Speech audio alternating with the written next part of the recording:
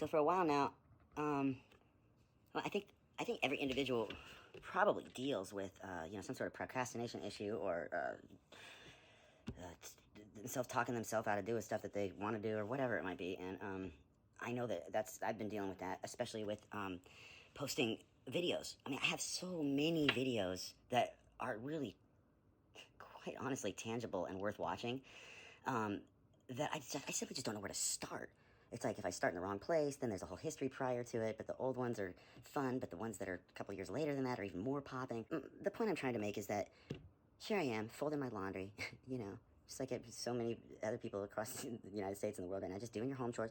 And I'm thinking to myself, man, I'd really like to be building my audience, but I just don't seem to be able to make time to sit down and talk about the subjects that I've got written down on a list that I think are, worthy topics of discussion.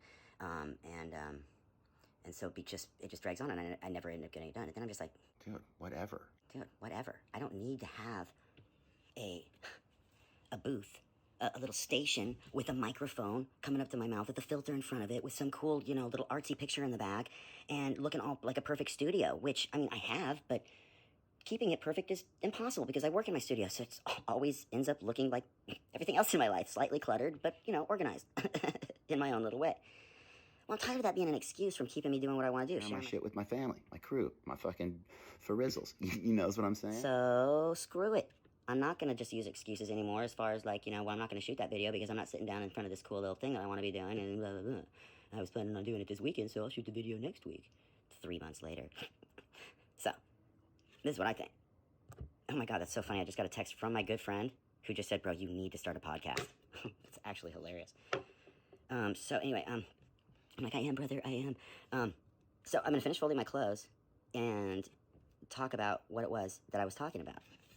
Because the reality is that everybody has to do this, and it's no big deal, and I don't mind you guys watching me do whatever I do. I mean, I don't want you guys going to the bathroom with me, but it is Matthias did it, and it was hilarious, you know what I'm saying? So my whole thing is it's like, first of all, I got nothing to hide, and second of all, well, I'm sure I got a couple things to hide, I mean, like, there might be some fucking lubricants next to the fucking bed that I don't want people to see. I mean,